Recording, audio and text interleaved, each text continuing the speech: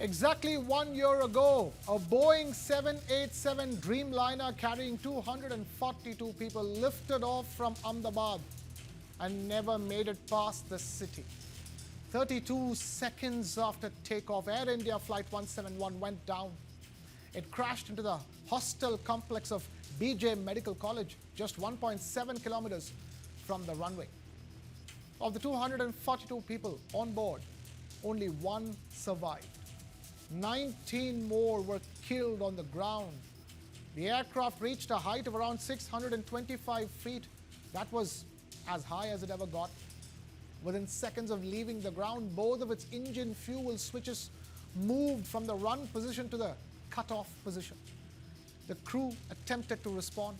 Both switches were returned to the run position, and the engines tried to relight automatically, but at 625 feet, there was simply no altitude left to recover. A mayday call went out just before impact. It remains the deadliest aviation disaster in India's history and one of the worst in the world in decades. Two broad explanations have been on the table since the beginning. The first is pilot action. The fuel switches on a Boeing 787 require deliberate movement. They do not shift accidentally. The fact that both switches moved in quick succession raised immediate questions about crew behavior. Human factors became a major focus of the inquiry.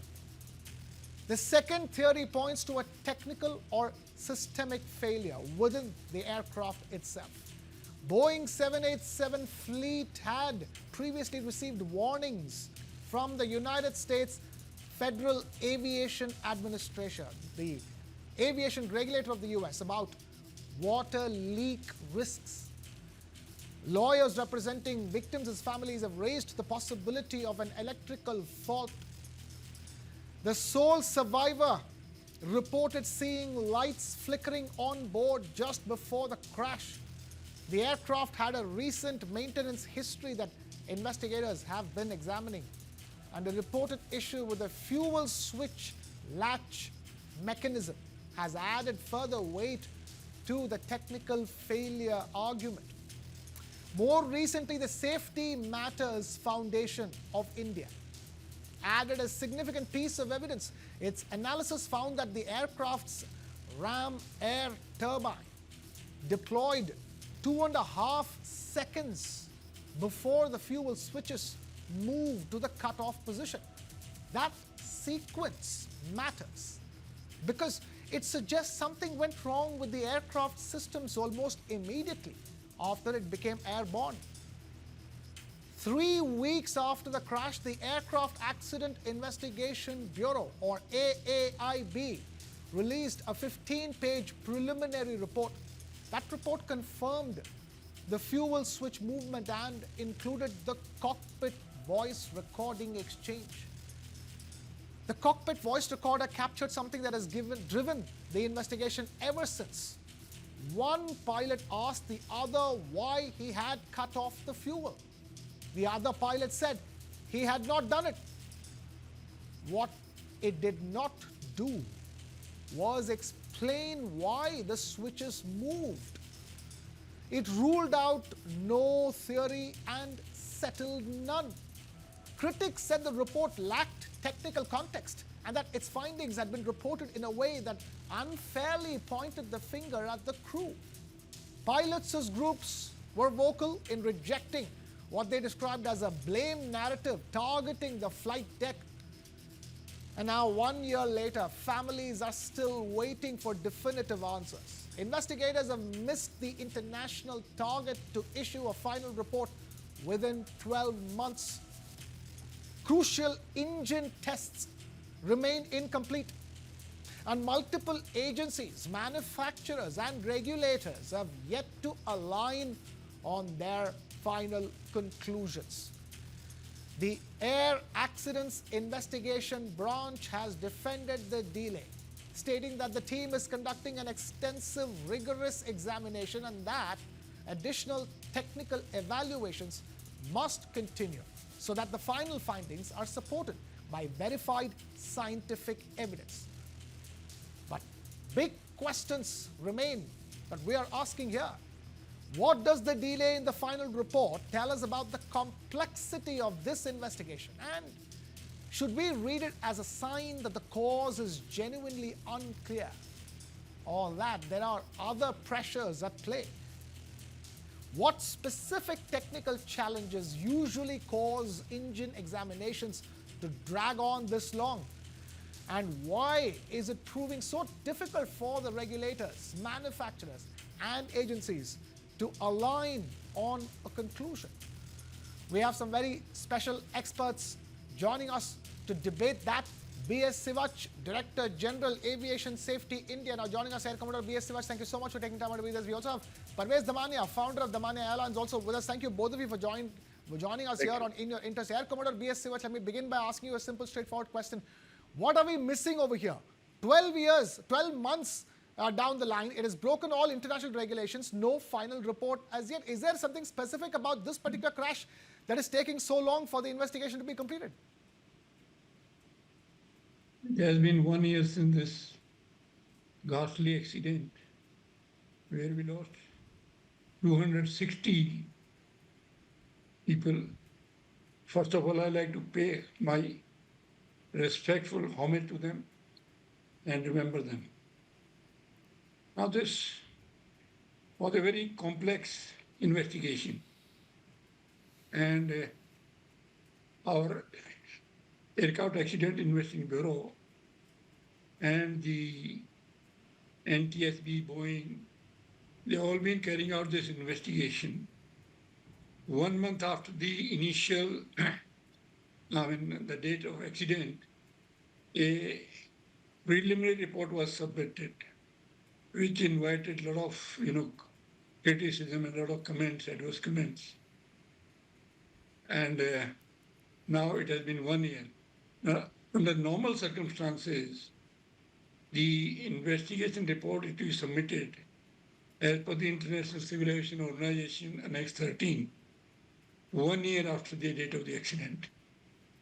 But if for some reason the report is not ready, then another interim report is to be submitted by the AIB on the every anniversary of the accident till the time the final report is submitted.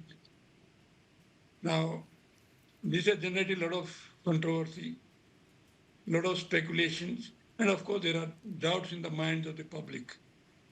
There have been people are wondering whether there's some pressure from US, from the Boeing company. So all those issues are there, right, which are having some influence on this inquiry. Otherwise, inquiry, I think, they are doing a good job. They have carried out various investigations into the engine-related problem. What were the issues involved with the engine of the aircraft? Why did the fuel cutoff valve came on the idle or get cut off? So all these issues have been investigated. But in the inquiry, there are many more issues which are considered, and there are many more agencies are involved. So it takes some time. It may take longer duration, and which is the case in this particular crash.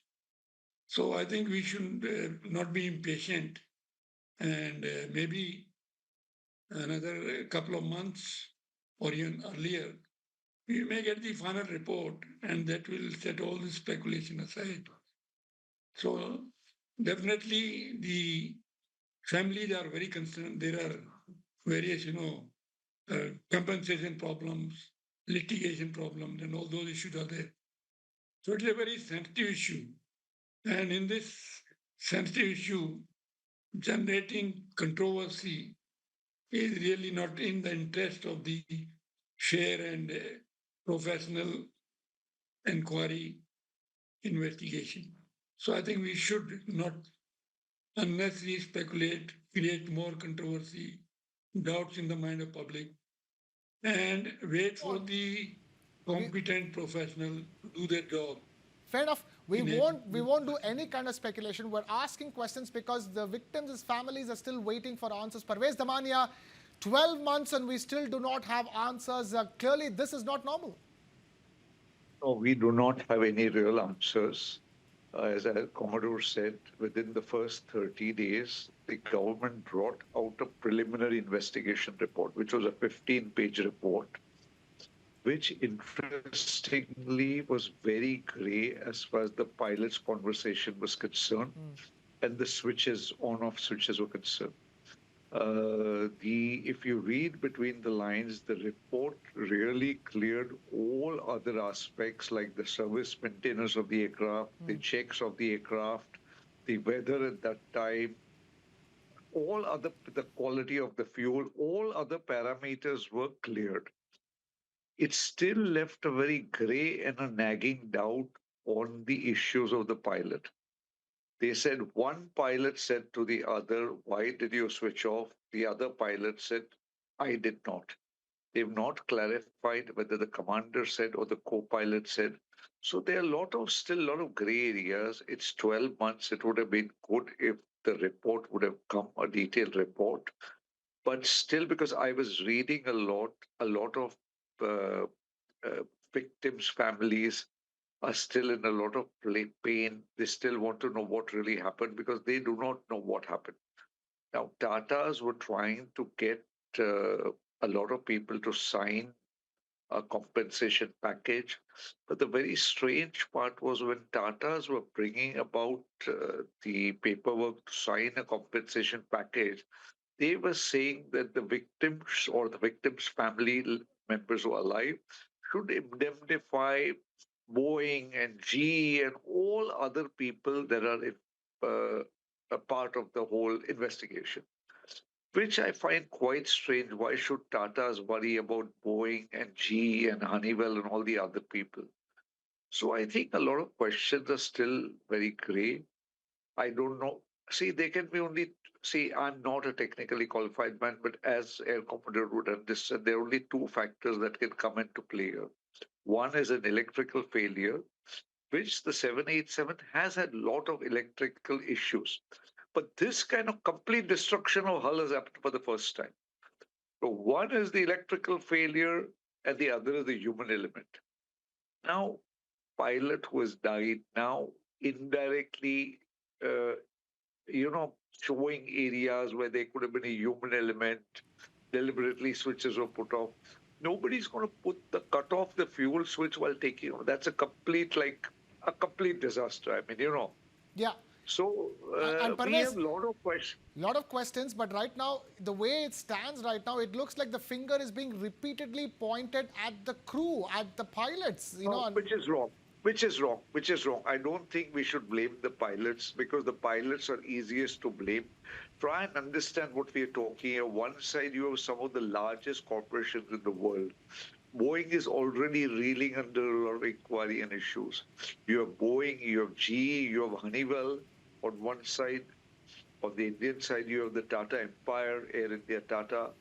At the other side, you have the pilots and the Pilots Association. See, it is an unequal fight. The commander's fathers approached the Supreme Court also, and Supreme Court has supported him. So I think it's a very unequal fight. I think it's very important that Boeing and GE and Honeywell and Air India should come out with the truth, however detrimental it should be. But we cannot blame the pilots and get away with this situation. A lot of questions remain unanswered. Why did the switches get cut off? Why would a pilot put off the fuel control switches while taking off, which is the most crucial point? What all other parameters were absolutely perfect for the aircraft. The aircraft was maintained well. Service checks had been done. The interesting thing is when it landed from Delhi to Ahmedabad, there was a minor technical flaw in the aircraft. Air Commodore would agree, which was corrected. Then the engineer signed off. So I mean, there's no other reason except some kind of electrical malfunction that could have caused the crash. That is what I'm assuming. And there have been 8 incidents, according to me, where the electrical problems have occurred. And if you remember right, there was an Air India Flight 132, which flew from England to Bangalore. And when the pilot landed, he reported that the fuel control switch kept going from on position to off position. Right. And when the plane landed, it was grounded. That means this could happen. This could have happened. And I cannot think of any other reason why Fair such enough. a technically advanced plane could have crashed. Fair enough. Important point that you make over there. There is a problem with that fuel control switch, which has been repeatedly flagged in other instances as well. But for now, we all continue to wait for that final report. But I'm afraid we're out of time here on this conversation. Air Commodore B.S. Sivach and Parvez Damania, thank you both of you for taking time out to be with us here. Thank you very much. Thank you. Interest. Thank you.